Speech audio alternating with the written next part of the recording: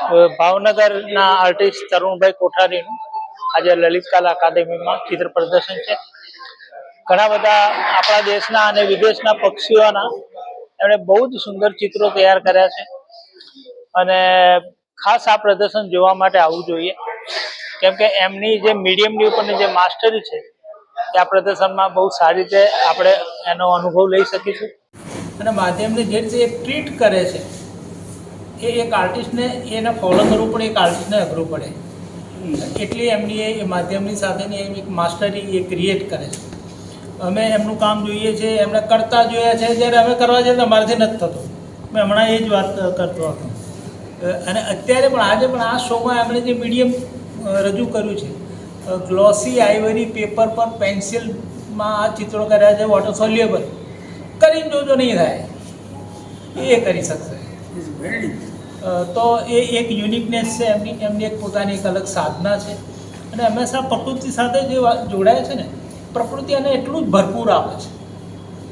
Natural માણસ જ nature સાથે જોડાઈ શકશે, બીજાનું કામ નથી. અને જો આજે પણ એમણે ઓપનિંગમાં પણ નેચરની સાથે કનેક્ટ કર્યા છે બધાને, બહુ મોટી વાત છે. તો ઈશ્વર એમને સતત આવી નવી નવા વિચારો, નવા નવા પ્રયોગો સાથે હંમેશા કામ કરતા રહે, લોકોને પ્રોત્સાહિત કરતા રહે, એવી ઈશ્વરને તો બધાને ખાસ આગ્રહ છે કે આ પ્રદર્શન ચૂકવા જેવું નથી, જરૂર આવવું છે. Thank you. નમસ્કાર. આ જે ચિત્ર પ્રદર્શન આજે ખુલ્લું મૂકવામાં આવ્યું છે, ચિત્રકાર તરુણ કોઠારી કલાનગરી ભાવનગરથી તેઓ ખાસ આ શો લઈને આવેલા છે અને પ્રિવ્યુ શો છે. અને ત્યાર પછીનો શો જે છે તે ઇન્દોર ખાતે તેમનો યોજાવાનો છે. ચિત્ર જે છે તેની વાત કરીએ તો વિદેશમાં કદાચ લુપ્ત થતા પંખીઓ છે અને કેટલાક જાણ્યા અજાણ્યા નામ આપણને ખબર નથી તેવા પક્ષીઓ ઉપર તેમણે ખૂબ કલા સર્જન કરેલું છે. અગાઉ તેમણે 303 ચિત્રકૃતિઓ બનાવી હતી ને આ જે શો છે તેમાં 50 થી વધુ ચિત્રકૃતિઓનું પ્રદર્શન કરેલું છે. કલા રસિકોને અને કલાકારોને હું ખાસ કહીશ કે આ જે ચિત્ર પ્રદર્શન છે તેની મુલાકાત લેવી જોઈએ. અને ખાસ કરીને જે ટેકનિક જે છે, જે કલા જિજ્ઞાસુ છે, વિદ્યાર્થીઓ છે, તેમણે આ ટેકનિક વિશે જાણવું જોઈએ, કારણ કે ખૂબ અદ્ભુત કલા શૈલીમાં તેમણે ચિત્ર સર્જન કર્યું છે. હું કુલીન પટેલ, ઇન્ટિરિયર ડિઝાઇનર અને આર્ટિસ્ટ. છેલ્લા 25 વર્ષથી ઇન્ટિરિયરના ફિલ્ડમાં છું. 12 વર્ષથી ચિત્રો કરું છું. આજે તરુણભાઈ ના ચિત્રોનું પ્રદર્શન યોજાઈ ગયું. તેમને વિશ્વના પક્ષીઓને એમને વોટર પેન્સિલ કલરથી આઇવરી પેપર ઉપર કામ કરીને પ્રદર્શિત કર્યા. પેન્સિલ કલર અને આઇવરી પેપર બહુ મોટો કોન્ટ્રાસ્ટ. આઇવરી પેપર ગ્લોઝી હોય, પેન્સિલ કલર એમાં ચાલે ના ચાલે, પણ એ ટેકનિકને સરસ સુંદર રીતે અથોટી જમાઈ અને સરસ વિશ્વભરના પક્ષીઓને ચિત્રીને આપણી સમક્ષ મૂક્યા. બીજું કે પ્રકૃતિ, પ્રદર્શનનું નામ પ્રકૃતિ છે.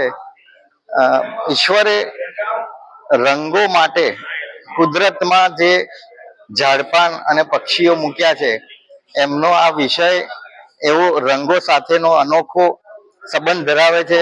દરેક પક્ષીને ભગવાને જુદા જુદા રંગો આપ્યા છે. કલર સ્કીમ આપણે એઝ અ આર્ટિસ્ટ સમજીએ. કલર સ્કીમ એટલે શું? ખાલી ને ખાલી આ પક્ષીઓ ઉપર નજર મારીએ ને તો જ રંગોનો કલર સ્કીમનો આપણને અભ્યાસ થઈ શકે. એવી સુંદર આ પ્રતિભાવી પક્ષીઓનું આયોજન થયું છે. હું તરુણભાઈને ખૂબ ખૂબ અભિનંદન આપું છું. તેઓ લલિત કલામાં તો એક્ઝિબિશન કર્યું, પણ વિશ્વ કક્ષાએ આ પક્ષીઓને લઈને ઇન્ટરનેશનલ લેવલનું એક્ઝિબિશન કરે એવી શુભેચ્છા પાઠવું. આજનું આ ચિત્ર પ્રદર્શન તરુણભાઈ કોઠારીનું છે, જે ભાવનગરથી બિલોંગ્સ કરે છે. તેમને કોવિડ વખતે 300 દિવસમાં 300 ચિત્રો બનાવેલા હતા, જે એક વ્યક્તિએ ખરીદ્યા. એ પછી પણ આ પક્ષીઓના બહુ બધા ચિત્રો તેમને મૂક્યા છે. તેમની ખૂબ જ કારીગરી એમાં છે કે તે આ ચિત્રોને પેન્સિલથી કરે છે, પેન્સિલ કલર્સથી. અને એના સિવાય બી કેટલા બધા આર્ટિસ્ટોને એમને તૈયાર કર્યા છે અને કેટલા બધા લોકોને આગળ લઈ આવે છે અને તેમના પણ એક્ઝિબિશન્સ આવે છે. કલા ક્ષેત્રે એમનું ખૂબ જ મોટું યોગદાન છે.